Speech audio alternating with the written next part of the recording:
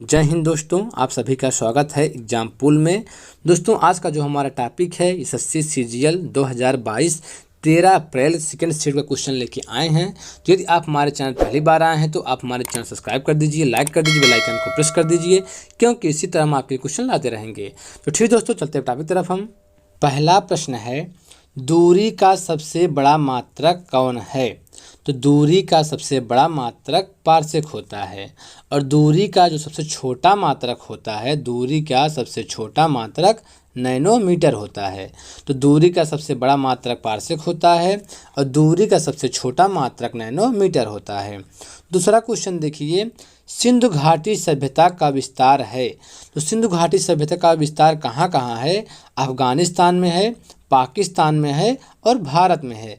यही तीन जगह जो है सिंधु घाटी सभ्यता का विस्तार है। और देखिए, तो तीसरा प्रश्न है, लौह अयस्क उत्पादन में भारत का कौन सा राज्य प्रथम है? तो लौह अयस्क उत्पादन में भारत का प्रथम राज्य कौन सा है? उड़ीसा है।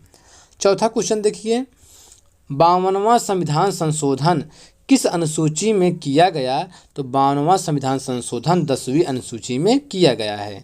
देखिए, जो अगर पूछता है कि प्रथम संविधान संशोधन किस अनुसूची में किया गया, तो प्रथम संविधान संशोधन 9वीं अनुसूची में किया गया। प्रथम संविधान संशोधन 9वीं अनुसूची में किया गया था 1951 में। 1951 में, तो 1951 में प्रथम संविधान संशोधन किया गया। और किस अनुसूची में किया गया? 9वीं अनुसूची में किया गया।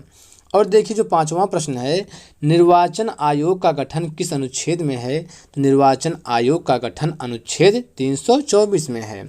अगला क्वेश्चन देखिए, सती प्रथा का पहला अभिलेखीय प्रमाण किस अभिलेख से प्राप्त होता है? तो किस अभिलेख से प्राप्त होता है? भानुगुप्त का एरन अभिलेख से जो है प्राप्त होता है।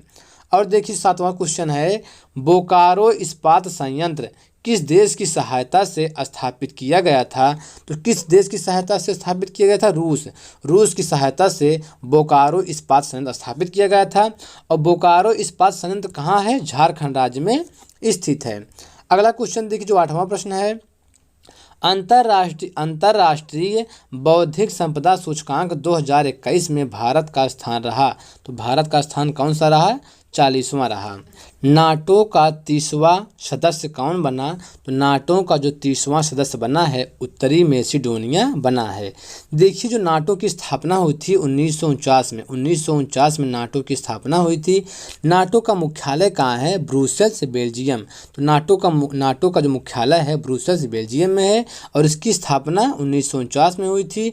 नाटो में 30 सदस्य देश शामिल हैं और 30वां कौन सा है? उत्तरी मैसेडोनिया है। और देखिए, जो 10वां प्रश्न है, ऑपरेशन थंडर किससे संबंधित है? तो ऑपरेशन थंडर जो है रेलवे द्वारा आरक्षित टिकटों की कालाबाजारी रोकने हेतु जो है ऑपरेशन थंडर इससे संबंधित है।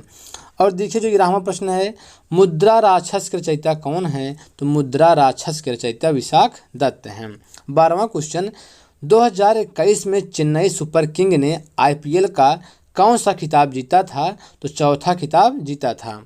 और देखिए, जो अगला प्रश्न है, माउंट इटना ज्वालामुखी किस द्वीप पर स्थित है? तो माउंट इटना जो ज्वालामुखी है सिसिली द्वीप पर स्थित है। और ये माउंट इटना कहाँ है? इटली में स्थित है। और देखिए, जो 14वां प्रश्न है, संलेखना किस धर्म से संबंधित है? संलेखना जो है ये जैन धर्म से संबंधित है। अगला क्वेश्चन, अस्पृश्यता माने छुआछूत, अस्पृश्यता का अंत किस अनुच्छेद में है? तो अस्पृश्यता का जो अंत है अनुच्छेद 17 में है।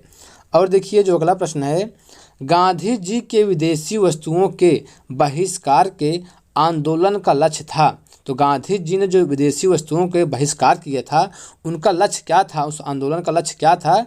कुटीर उद्योगों को प्रोत्साहन देना।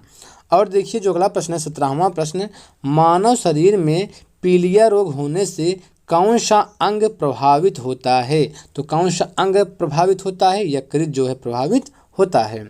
और देखिए, जो 18वां प्रश्न है, बलुआ पत्थर और चूना पत्थर किस शैल के उदाहरण हैं? तो रूपांतरित शैल के उदाहरण हैं। और देखिए, जो 19वां प्रश्न है, मिसिसिपी नदी का उद्गम स्थान कहाँ से है? तो मिसिसिपी नदी का उद्गम स्थान इस्ताका झील से है। और देखिए, जो 20वां प्रश्न है, कुषाण वंश के प्रसिद्ध राजा का नाम बताइए। तो कुषाण वंश के प्रसिद्ध राजा का नाम क्या था? कनिष्क था। अगला प्रश्न, मैन बुकर पुरस्कार की स्थापना कब हुई थी? तो मैन बुकर पुरस्कार की स्थापना 1969 में हुई थी। देखिए, अगर पूछता है कि International Booker Prize 2021, International Booker Prize 2021 के विजेता कौन हैं? तो डेविड डियोप, ठीक है, हो सकता है पूछ सकता है। तो इंटरनेशनल बुकर प्राइज 2021 के विजेता कौन है? तो डेविड डियोप हैं। अगला क्वेश्चन देखिए, जो 22वां प्रश्न है, 15वां पुरुष विश्व कप हॉकी 2023 किस देश में खेला जाएगा? तो भारत में खेला जाएगा। तो ठीक दोस्तों, इस तरह हमारा 13 अप्रैल सेकंड शिफ्ट का क्वेश्चन कंप्लीट हुआ। यदि आप हमारे चैनल पहली बार आए हैं तो आप हमारे चैनल सब्सक्राइब कर दीजिए, लाइक कर दीजिए, बेल आइकन को प्रेस कर दीजिए, क्योंकि इसी तरह हम आपकी वीडियो लाते रहेंगे। ठीक दोस्तों, आज इतना ही।